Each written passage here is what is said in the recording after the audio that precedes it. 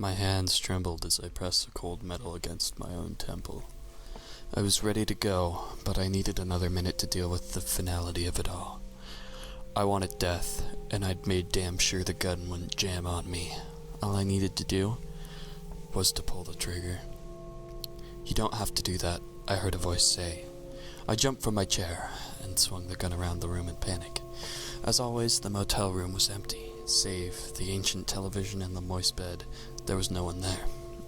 At first I wondered if the sound came from outside. Maybe they hadn't been talking to me at all.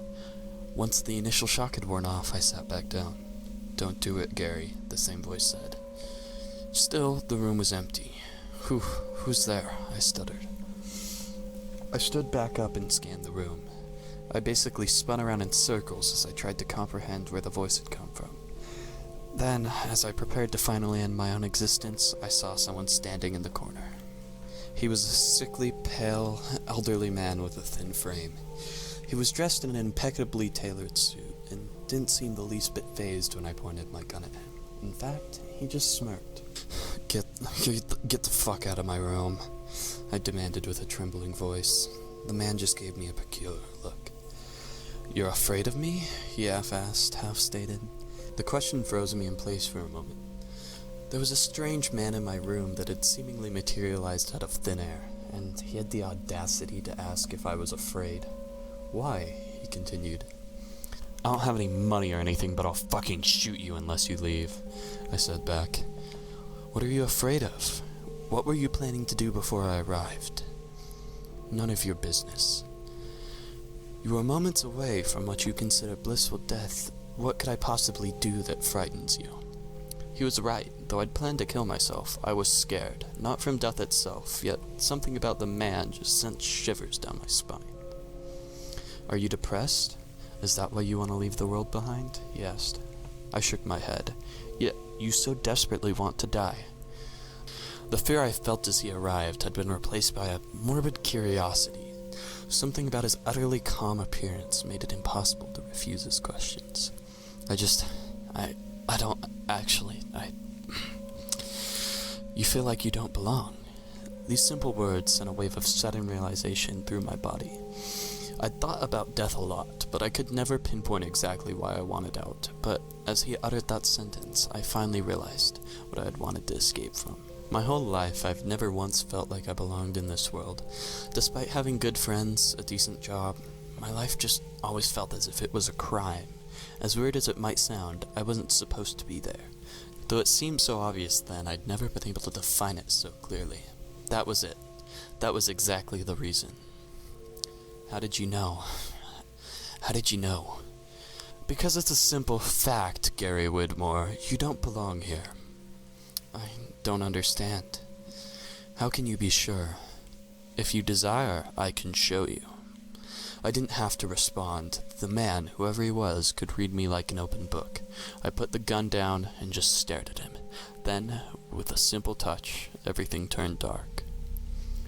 As my mind awoke once more, we were in a void. I saw my own body from afar, walking through an endless world of darkness. Time passed, but whether it was a second or 1,000 years, I couldn't tell. "Where are we going?" I asked, but the man wouldn't respond. I was too far away for my words to reach him. Then, as I felt my mind fuse with the emptiness, the world came back into view.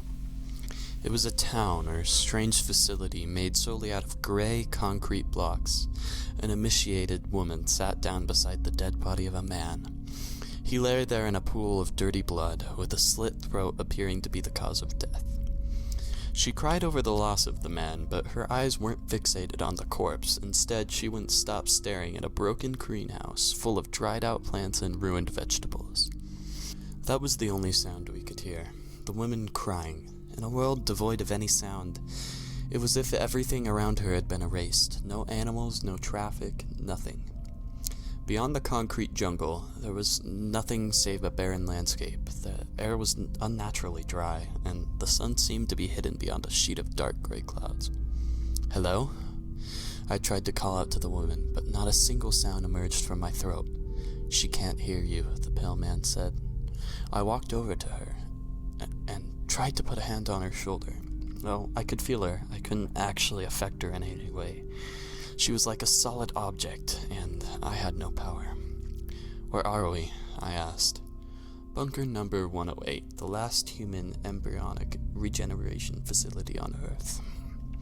Everything seemed so basic, yet modern in the most dystopian way. Despite it being impossible, I knew exactly what had happened here.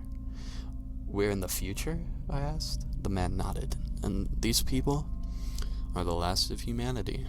He touched me again, and suddenly we were standing atop the tallest structure of the facility. The barren ground beneath stretched endlessly far in all directions around us.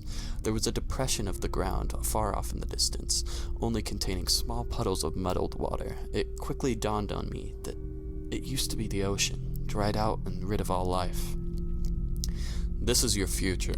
This is where mankind is heading." It was too much to comprehend. Not only had humanity reached its end, but the planet had basically fallen apart with all aspects of life. "What year is it?" was all I could think to ask. He looked at me with an uncertain expression on his face. "We don't know. There are small details, variables, that change with each iteration of time, but the outcome is always the same. The planet dies, and no matter how hard humanity tries, it will succumb to the never-ending passage of time. Your people never manage to leave this planet. Instead, they draw their last breath here at this facility, as they desperately try to maintain the last plant life on Earth. In the end, your species will be forgotten by the universe, with no impact on the fate of existence." I just stared at the dead landscape around us. The wind howled ominously through the concrete structures, and in the distance we could still hear the woman cry. She was the last person on Earth, and soon she'd be dead. Humanity goes out with a faint whisper, I thought to myself. Dread filled my body, and I came to the harsh realization that we're absolutely unimportant in the grand scheme of things, but it didn't make me sad, it only made me angry. "Why are you showing me this?" I asked after a long moment of silence. "Because I wanted you to listen to the sounds of your own extinction." Again the pale man touched me, and the world faded beneath my feet. We wandered through the void of another eternity before we suddenly found ourselves in the streets of New York. The sound of honking cars and people talking greeted us like a lost friend. In contrast to the emptiness we'd left behind in the future, it was pure bliss. Thousands of people walked on the streets, each of them with a full-fledged life, their own purpose to fulfill in life. There was a strange, static-like aura surrounding them all. One they couldn't notice themselves, yet it was there, an energy I couldn't understand. As I admired their casual demeanor, I noticed pitch-black silhouettes walking among the crowd. No one seemed to notice, but the more I looked, the more I saw. There must have been thousands of them. What are these things? The silhouettes are the people that could have been, people that don't exist this time around. The rest are the chosen ones for the current iteration of time. They were potential people. They were humans that belonged to a different reality or timeline, but how could I see them? Our job is to select the right people. For the past 100 million loops, we've tried to piece together a puzzle, all to prevent the future I showed you. But why? Because humanity had a greater destiny than what you saw. Something changed everything, an entity placed here on Earth with the sole purpose of destroying history. The words hardly came with any comfort, but I couldn't understand why I'd been chosen. Of all the great people on Earth, why choose someone who didn't even belong? "Why me?" I finally asked. He just stared at me and answered the question with one of his own. "Do you remember your parents?" "I was raised in an orphanage. They said I was found on the street as an infant, abandoned and close to death." "No one knows where you came from?" he asked. I suppose not. As we talked, we made our way down the street. The man explained to me what the static-like aura was. He said it was energy that kept people linked to reality, that without it, everyone would look like the silhouettes. Real, but not existing. Then, we passed by a store with freshly cleaned, polished windows. I looked at my own reflection, weirdly present among the rest of the people. We walked down the street as I tried to recall my childhood. As we passed a department store with freshly polished windows, the man stopped me and told me to look at myself in the reflection. Still, there was a massive difference between myself and the others. I didn't have any aura surrounding me.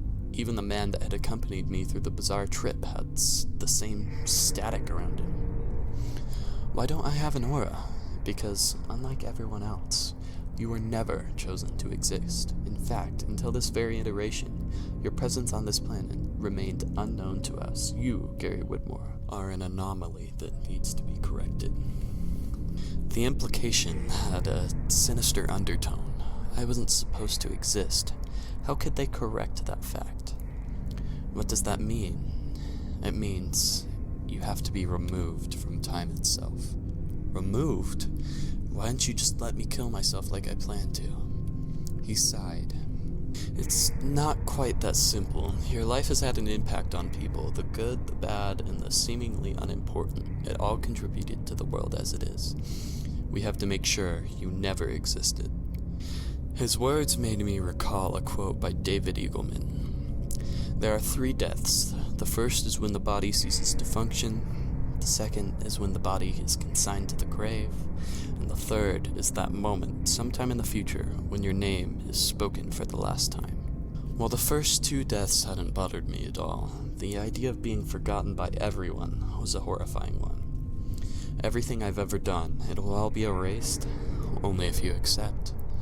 And it could change the course of history? He nodded.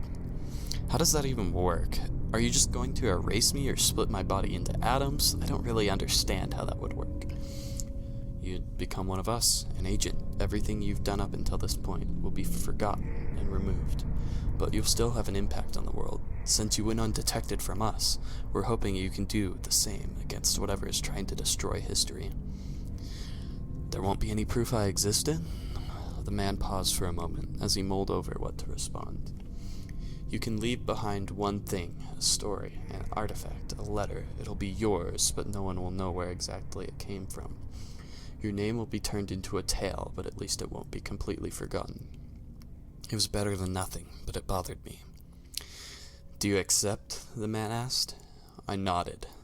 Then it's time to get to work.